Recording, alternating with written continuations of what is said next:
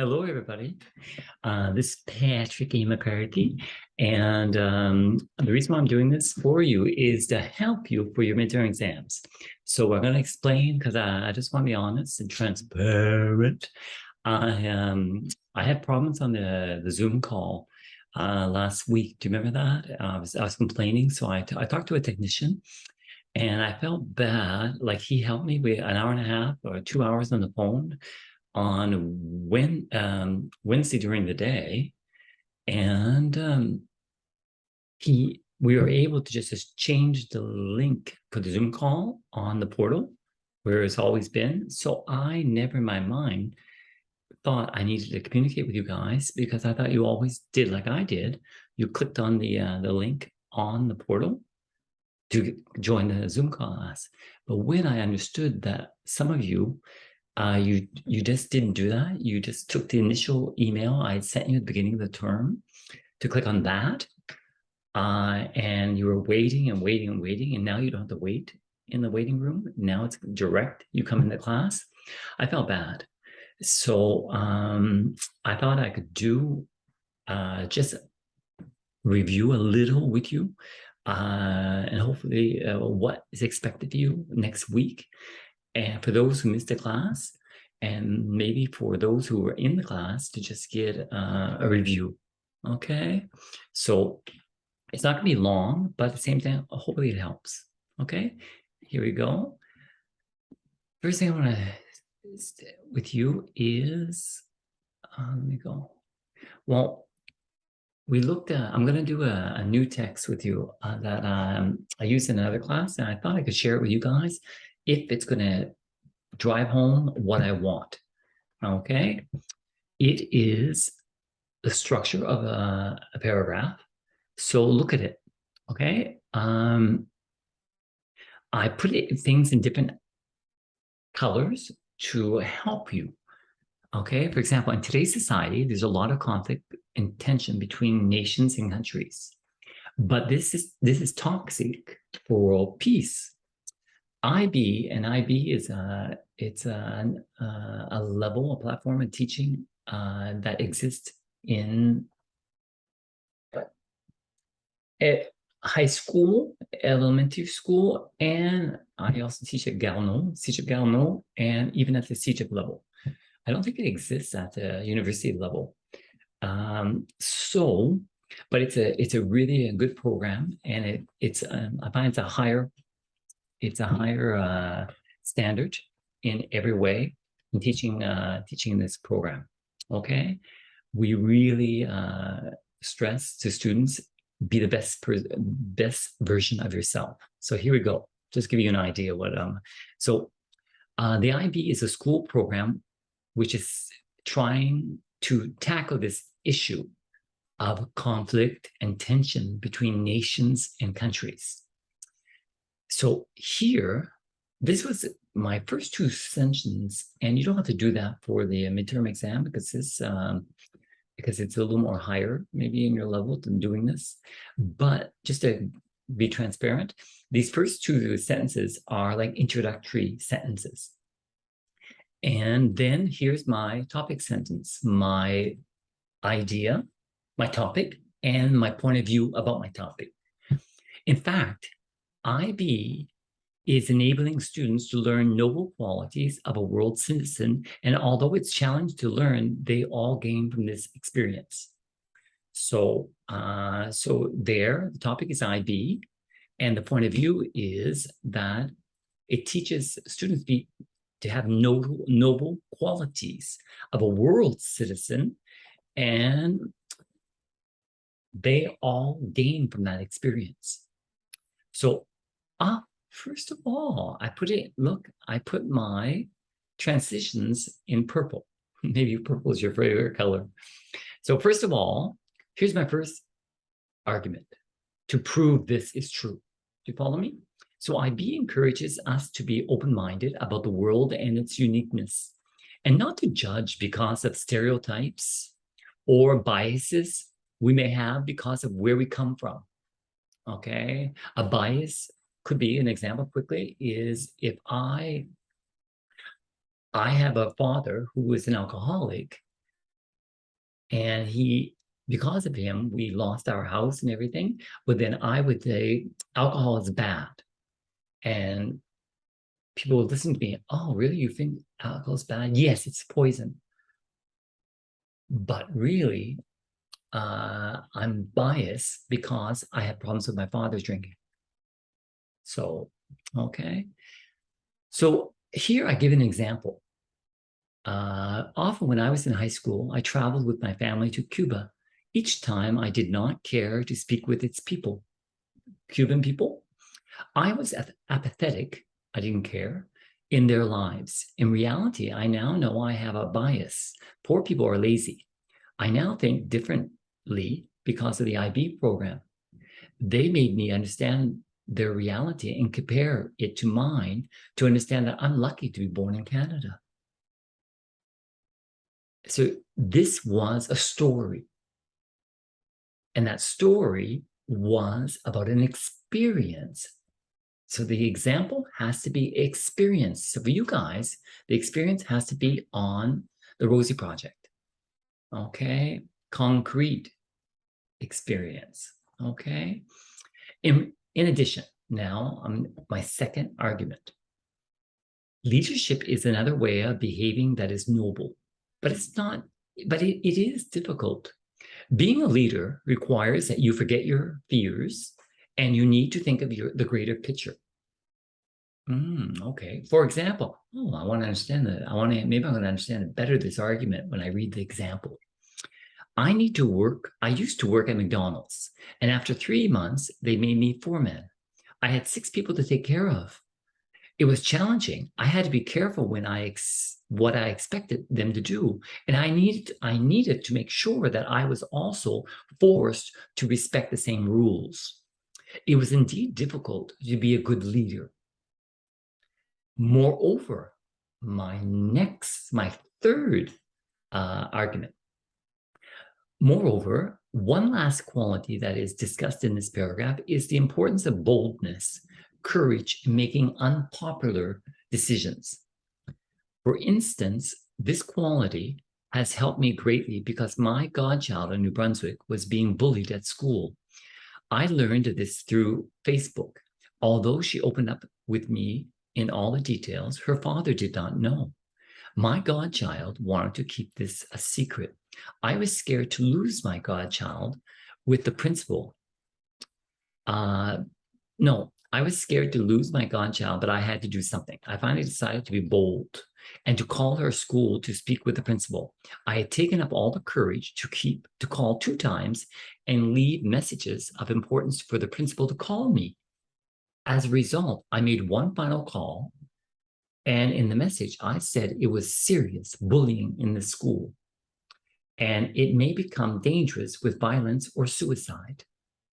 In the end, it was resolved. The principal called me and took all the Facebook pages as proof and stopped the bullying for my godchild. In conclusion, now note I say in conclusion, now here, am I supposed to be continuing with another argument? No. Should I be summarizing the arguments? No. You should be repeating your topic sentence in a different way. Let's see if I did it. Okay. And in conclusion, these qualities that IB is enforcing its students to master clearly supports the concept of being a world citizen. Now I need an opening. Many of you forgot your opening. Don't. Let's hope that the world in which we live becomes a better world thanks to these qualities that are being taught in the IB schools. Okay. Now, this is a new paragraph. Nobody has seen this in this course, but hopefully this helps you clearly identify what, in writing the paragraph for me on the midterm, I want you to have a clear topic sentence. It's with a topic and a point of view, and I don't want you being personal. Nowhere did you see in this, I think, I believe, I want to say, I want to convince. No. And notice I had my transitions. Notice that I had my arguments. They're all in red. And all three arguments support my topic sentence. And notice that my examples, they're all in blue. Blue is my favorite color. They're real examples. There are stories. So for you, you're going to be stories from the book, Rosie Project. Okay. And to finish, I did have an opening. And I was able to conclude appropriately in a good manner. Okay. Now, I want to show you here in your course, in your PowerPoint, it says that the grammar you have to know for this course is present tenses, chapter 1, chapter 2, past tenses, 3, future tenses. So for example, chapter 1, 2, and 3 are going to be really everywhere. Okay, they are important. Just note in your chapter 2, the present perfect and the present perfect progressive, you're not expected to know that for the final exam, the midterm, nor the final exam. Okay. But your simple present, your present progressive, your simple past, your past progressive, and your simple future, oh my God, you need to know it. And when I say know it, I mean affirmative, negative, and question form. Okay, you need to know it well. Your nouns and pronouns and your non-count nouns and your articles, you need to know them as well. That's the grammar in your grammar book. Now, in your course notes, you have other things you have to know. You have to feel comfortable with the grammar that you're going to find, the grammar identification. You're going to find all the grammar identification in the chapters, but they will come up in the grammar identification in the exercises. And if you don't know what a past participle is, a present participle is, reflexive pronoun, you can look at the back of the book, of your grammar book, in the contents. You will see, just alphabetically, you will see. Yeah, but you have to know it. You have to know it, and you can also go in the grammar. Go in the grammar book. Okay, that's going to help you. And if you really are, I can't find it, don't hesitate to send me an email. Okay, I will help you. Okay, now, next thing. No, it's not there. Where is it? Put you guys down here. I think it's here. Where? I think it's here. I explained this a little on Monday. Okay, do you remember on Monday? I brought this at the end, and I wanted you guys to do in the breakout rooms, but I was having problems with the breakout rooms. It was so long for me to get there to be with you guys. I said, forget it. And I said, well, I'm going to bring it back on Wednesday, but Wednesday we had so much. So let's take a little bit of time to look at it right now. Here, in the simple present, I want you to look at, you had simple present, we think of a habit. So you have keywords like usually, maybe each, like each month, or each day. Okay. You also have every minute, every hour. These are all keywords to know it's a habit. It's a routine. And so when we want to, you can say, every day I go to work. I do not go to the gym. Okay? When I get into present progressive, well, I could say keywords could be presently, at this moment, maybe. No. Okay. And another one maybe you don't know is these days. These days, all of these contexts are showing that the context is temporary. This is the context. You know, the context here, maybe here, I can say that maybe the context for the simple present is habitual, okay? Mostly, yes, you have world facts. I work for McDonald's. It could be a world fact, but it could be looked at as a habit. I go there every week. I get a paycheck twice a week, twice a month. That could be a habit too. So, but your present progressive, it's temporary. So could I say these days, young people smoke less. Like maybe there's something trendy, something you're noticing that these days people smoke less. Because it's temporarily, it's something new that's happening. More and more people are smoking less. Well, then that's why you're going to use the present progressive, because it's not a habit. It's something trendy. It's something different.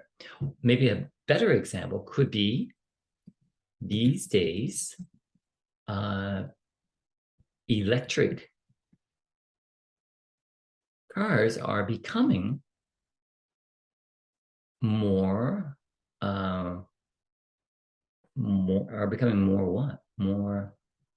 appealing. And that's true. And we say are becoming because it's trendy. It's happening now. Okay. The present progressive. The simple past, we know that the context could be a past action that happened at a specific time. So I'm going to say maybe last is like last week, last month, last year. Okay, so last week I traveled to Europe. Okay. And the negative would be I did not travel. Or your past progressive, oh my God, the past progressive, it's exciting because past progressive, what is the context for past progressive?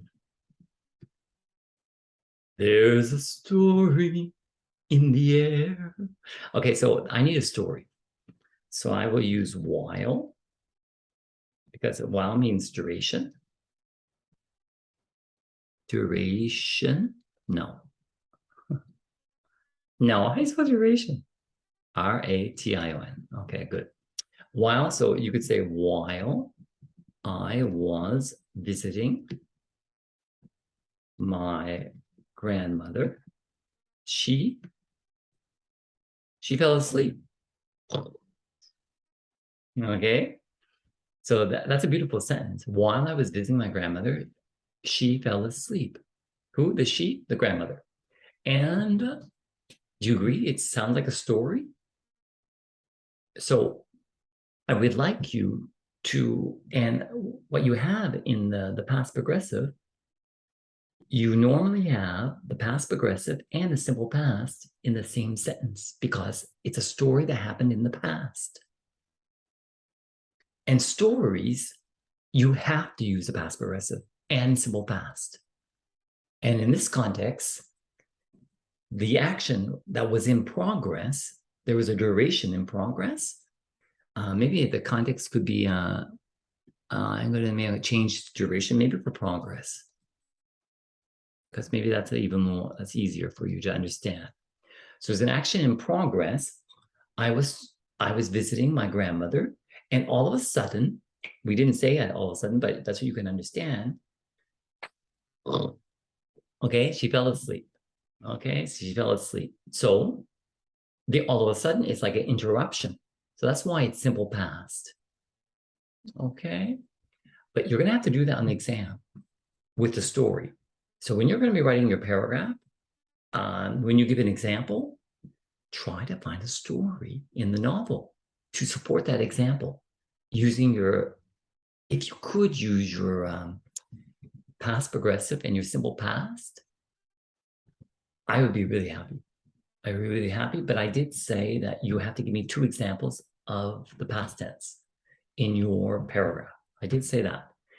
You could choose for one argument in your example to use it in the past, use the past, simple past and the past progressive to tell the story from the Rosie project to support that argument. And for the other one, you could also choose to do with simple past and past progressive because you learned it.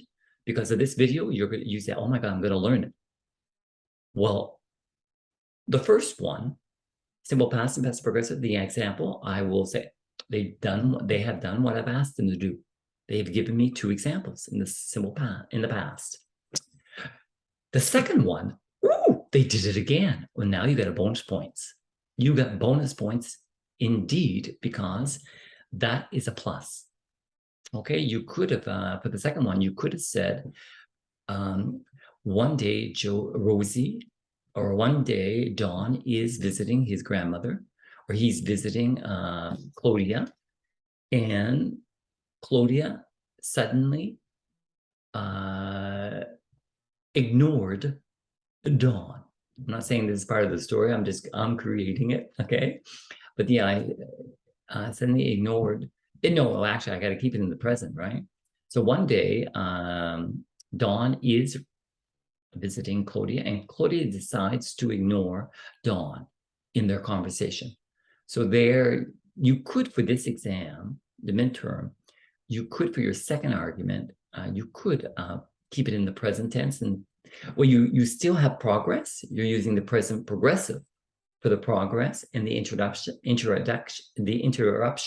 you're using simple present. But if you want it, you could go and do like the first one. It's kind of similar. Instead of using present progressive, you're using past progressive. And your interruption is not simple present, it's simple past. So it's doable. Anyway, you're used to. Well, here, if I say, I used to, I have to do that. I used to smoke. But now I do not. Now, but look, in this example, I used to smoke. So it's a habit I had in the past, and I do not have it now. I wrote now. I'm just analyzing myself. Why did I write now, and why do I keep it in the present tense? And I think now I'm using street talk, I think, because I should be using nowadays. There, I found the problem. I should use nowadays. I do not smoke. And nowadays is another way of saying every day. Nowadays, that's the reality today. So it's a routine. I do not smoke anymore. Okay, I used to smoke. I used to live in New Brunswick. Now I live in Quebec City. Okay, nowadays I live in Quebec City. Okay, hopefully that helped. Now, simple future, you have to remember, for simple future, you have to know the difference between going to and will go to. Okay, both are used if they're both the same meaning. They have the same meaning if it's used in the context of a prediction. That's a context. However, going, if I say I am going to buy some milk. Do you remember the story I told you about my 2 daughters? So if I say I'm going to buy some milk, when someone asks me, what are you doing? I'm going to buy some milk. Well, before that person asked you, what are you doing? You had a plan. Okay, so that is, you had a plan. That's why we use this be going to, because you have a plan. And you cannot say, what are you doing? I will go buy some milk. If it was a plan, you can't say I will. You can't. It's wrong. Yes, wrong. Okay. And quite the contrary. Excuse me, your wife is presently having a baby, and you do not have a vehicle to get to the hospital?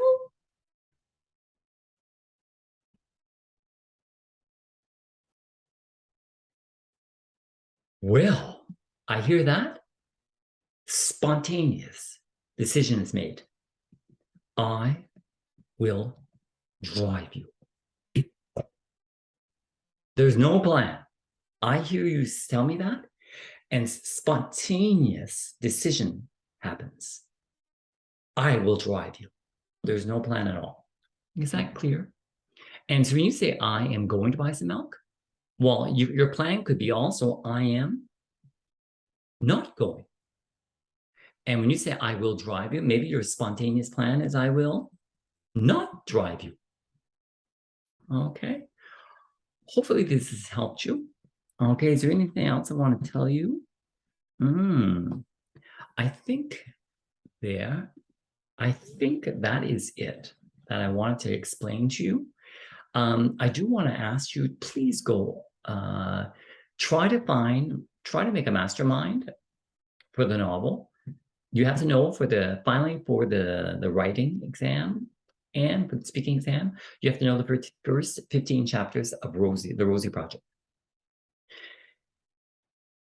You are encouraged to find a mastermind, another student in the class, to divvy up the work in the chapters. You're all example, you're in a group of 3 or 4, you each are responsible for 3 chapters that you have to explain to the group.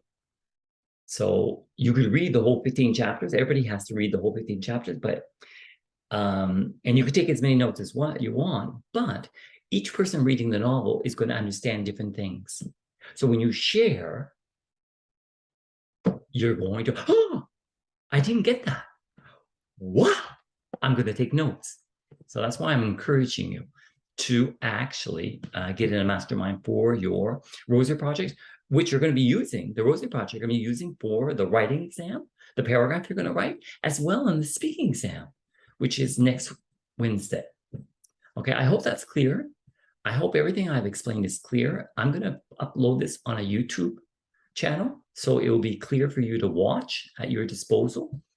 And in closing, I just want to repeat what I initially said. I apologize that some of you missed last night's class because I didn't think more clearly enough that I should have informed you that I had changed the link for the Zoom call, of course. So for now, please understand that the new link is also the same place as the last link for the Zoom course, but on the portal. Okay, so the initial one I sent you at the beginning of the year, you do not use that anymore.